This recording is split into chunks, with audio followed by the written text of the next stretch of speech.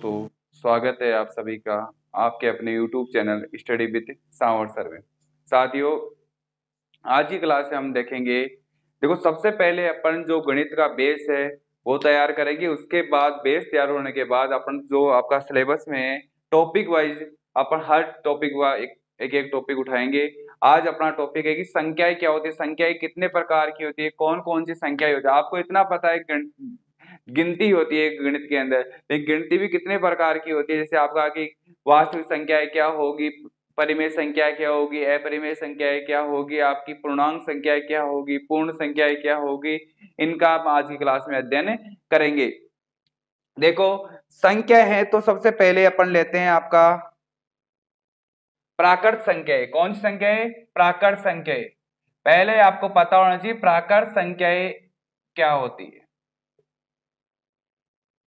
देखो संख्या पद्धति है कि प्राकृत संख्याएं आपकी क्या होती है। ऐसी संख्याएं जैसे मैंने स्टार्ट किया आपका 1 2 3 सॉरी 1 2 3 4 5 और आपके जाए अनंत तक। कहां तक जाए?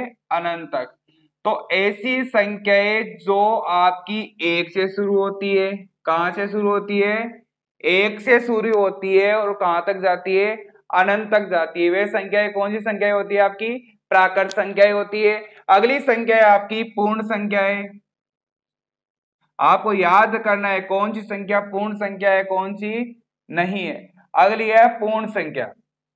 देखो पूर्ण संख्या क्या होती है? ऐसी संख्या है जो कहां से स्टार्ट हो? जीरो के अंदर, यानी इसके अंदर जीरो और शामिल हो जाए। यदि प्राकृत संख्याओं के अंदर आपकी जीरो को शामिल कर लिया जाए तो वो कौन संख्या बन जाती है? आपकी पूर्ण संख्याएं।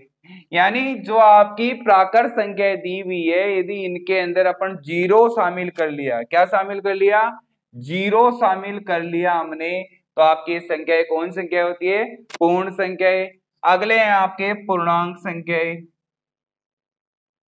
ये इसको यदि आप इसी क्रमांक में याद कर, इसी क्रम में आप याद करोगे तो आपको कंफ्यूज नहीं होगा। ध्यान रखना, पूर्णांक मतलब इसके अंदर माइनस वाली संख्या भी शामिल होगी। तो आपकी आ गया 0 1 2 3, कहां तक? आपके अनंत तक। अब इसके अंदर देखो माइनस का 1 आ गया, माइनस का 2 आ गया, माइनस का 3, ये कहां तक जाएगा? माइनस अनंत तक। यानी माइनस इन्फिनिटी से लेकर प्लस इन्फिनिटी की सारी संख्याएं आपकी क्या कहलाती है? पूर्णांक संख्याएं कहलाती है। क्या कहलाती है? पूर्णांक संख्या। देखो ये थी आपकी प्राकृत संख्याएं, पूर्ण संख्याएं, पूर्णांक संख्याएं। अब देखो आपने देखा होगा कि जो 1 और 2 के बीच में भी संख्याएं होती है। इसमें तो 1 2 3 यही आ रही है, लेकिन इनके बीच में भी अनंत संख्याएं होती है। कितनी संख्याएं होती है? अनंत संख्याएं होती है। उन संख्याओं को क्या बोलते हैं? देखो आपके आता है परिमेय संख्या। क्या होता है? परिमेय संख्या। परिमेय संख्या क्या होती है? पहली बात, परिमेय संख्या हुई आपकी ऐसी संख्या है जिसको किसके रूप में लिख सकते हैं अपन?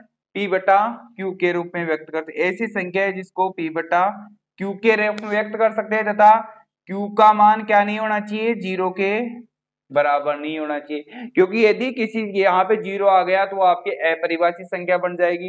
यानी ऐसी संख्या है जिसको P बटा Q के रूप में व्यक्त किया जा सके तथा Q का मान क्या नहीं हो? जीरो नहीं हो। जैसे मैंने लिखा 1/2 1/3 1/5, ये क्या है? आपकी परिमेय संख्या है। अब आती है आपकी अपरिमेय संख्या है। अब आती है आपकी अपरिमेय संख्या है। देखो परिमेय संख्या आपने देख ली, अब अपरिमेय संख्या क्या होती है? अपरिमेय संख्या ऐसी संख्या है जैसे आपको मैंने दिया √3 √2 पाई, या मैंने दिया 1.3217 ये अनंत तक जाती है। ये कौन सी संख्या होती है? आपकी अपरिमेय संख्या। यानी अंडररूट वाली संख्या। अंडररूट में यदि वर्ग संख्या, जैसे मैंने लिखा √4, आपका 4 होता है, वो 4 क्या होता है? वर्ग संख्या होती है। तो ये तो आपकी या तो परिमेय संख्या मान लो या इसको पूर्णांक संख्या मान, पूर्णांक पूर्ण सब है ये तो, लेकिन ये क्या नहीं है? आपकी अपरिमेय संख्या नहीं है। देखो आपने लिखा 1 2 3, ये भी क्या है? आपकी परिमेय संख्या है। इसको P बटा Q के रूप में लिख दो, बट्टा 1 लगा दो। तो p बटा q के रूप में अपन लिख सकते हैं। अपरिमेय संख्या है, अंडर रूट वाली संख्या है, अंडर रूट के अंदर क्या नहीं होनी चाहिए आपकी, पूर्णांक तो या वर्ग संख्या नहीं होनी चाहिए। एक पॉइंट के बाद कहां तक जाए, अनंत तक कोई संख्या जाए, तो वो कौन सी होती है आपकी, अपरिमेय संख्या है। अब ये सारी संख्याएं हैं, इन सारी संख्याओं को एक डिब्बे में ले ले तो इन सबको कहते हैं अपन वास्तविक संख्या। क्या कहते हैं, वास्तविक संख्या। यानी वास्तविक संख्या के दो पार्ट होंगे आपके। देखो इसको समझने का है कि वास्तविक संख्याएं, इसको समझते हैं अपन। वास्तविक संख्या है आपके, वास्तविक संख्या के अंदर आती है आपकी, एक तो आती है आपकी परिमेय संख्या, एक तो क्या आती है, परिमेय संख्या, और एक आती है आपकी अपरिमेय संख्या। अब जो परिमेय संख्या है इसके अंदर आता है आपका पहला पूर्णांक, इसके अंदर आता है, और पूर्णांक का पार्ट क्या होता है आपका, पूर्ण होता है, और पूर्ण का पार्ट क्या होता है आपका, प्राकृत संख्या। यानी आप बोल सकते हो कि सभी प्राकृत संख्याएं क्या होती है, परिमेय संख्याएं होती है, सत्य है। सभी पूर्ण संख्याएं प्राकृत संख्या होती है, सभी पूर्णांक संख्याएं प्राकृत संख्या सॉरी परिमेय संख्या होती है। देखो ये है, यानी परिमेय संख्या का पार्ट ही है, लेकिन आप ये नहीं बोल सकते सभी प्राकृत संख्याएं, तो सभी परिमेय संख्या क्या नहीं होती, प्राकृत संख्या नहीं होती है, क्योंकि यही बात है। यानी आप यहां से तो ऊपर की तरफ जा रहे हो, मतलब सभी प्राकृत संख्या आपकी क्या होती है, परिमेय संख्या वाले, लेकिन सभी परिमेय संख्या आपकी क्या नहीं हो सकती, प्राकृत संख्याएं नहीं हो सकती। तो ये था इसका एक ग्राफ आपका जो डायग्राम। अब चलते हैं अपन वर्ग संख्याएं क्या होती है। वर्ग संख्या को देखो, वर्ग संख्या में से आपको आगे में वर्ग निकालना आपको सिखाऊंगा। वर्ग निकालना सीखने के लिए आपको 1 से 30 तक का, 1 से 30 तक का वर्ग आपको याद करना है। 1 से 30 तक का आपको वर्ग याद करना है, उसके बाद आपको कोई भी संख्या का वर्ग आप निकाल सकते हो, सब मैं सिखा दूंगा आपको। पहली चीज है आपको 1 से 30 तक का क्या निकालना है, वर्ग आपको याद करना है। जैसे 1 का वर्ग क्या होता है आपका, 1 का वर्ग होता है 1, 2 का वर्ग हुआ आपके 4, ये तो है आपकी संख्या, और ये इसका वर्ग। 3 का वर्ग है आपके 9, 4 का वर्ग है आपके 16, 5 का वर्ग है आपके 25, 6 का वर्ग है आपके 36, 7 का वर्ग है आपके 49, 8 का वर्ग है आपके 64, 9 का वर्ग है आपके 81, और 10 का वर्ग है आपके 100। इसी प्रकार अगला है अपने, यहां लिखा अपने संख्या, यहां लिख देंगे उसका वर्ग। ये संख्या लिखी मैंने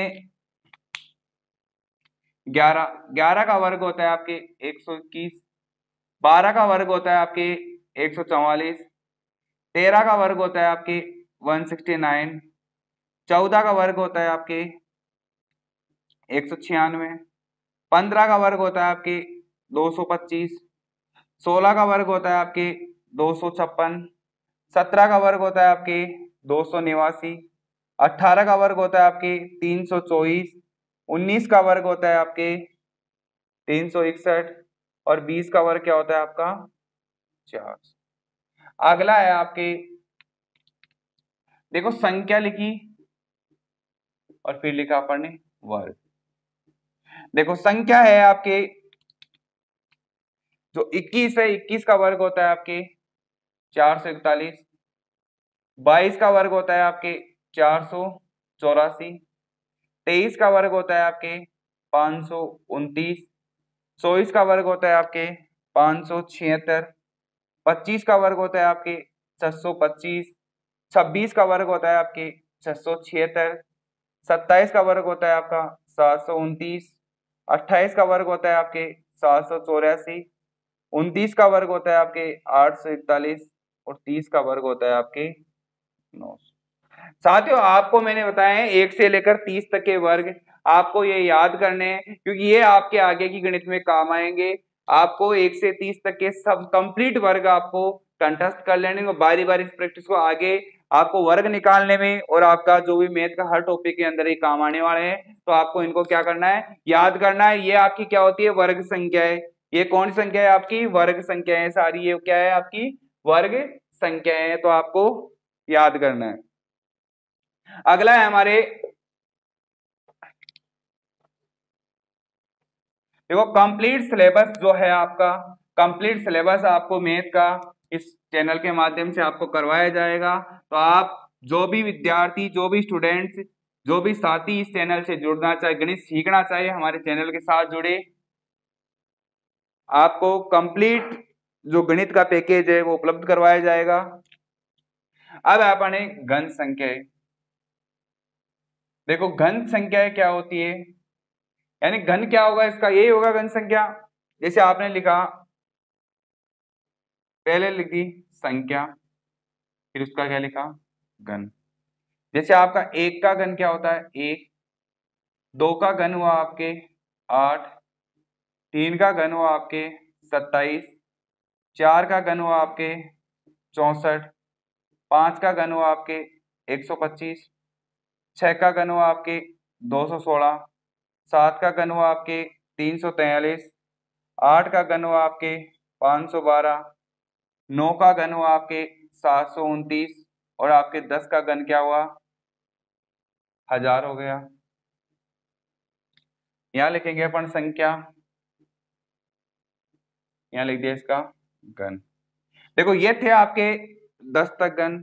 अब 11 का घन आपके होता है 1331, 12 का घन होता है आपके 1728, 13 का घन होता है आपके 2197, 14 का घन होता है आपके 2744, 15 का घन होता है आपके 3375, 16 का घन होता है आपके 4096, 17 का घन होता है आपके 4913, 18 का घन होता है आपके 5832 और आपका जो 19 है घन होता है 6859। आपके 20 का घन होता है 8000। साथियों ये थे आपके, एक और याद कर लेना आप, बहुत ज्यादा काम आता है, 9261। ये किसका होता है, आपके 21 का घन होता है। यानी ये थी आपकी सारी घन संख्याएं, ये आपको 21 तक याद करनी है। देखो वर्ग संख्या अपन ने देख ली, ये आपकी घन संख्या है, ये आपको कहां तक याद करनी है, 21 तक। इन्हीं का मैक्सिमम यूज होगा आपके। तो वर्ग संख्या आपको 1 से 30 तक याद करनी है, घन संख्या आपको 1 से 21 तक आपको याद करनी है। आगे है हमारे, जैसे अभाज्य संख्या है, क्या अभाज्य संख्या है। पहली बात तो अभाज्य संख्या क्या होती है,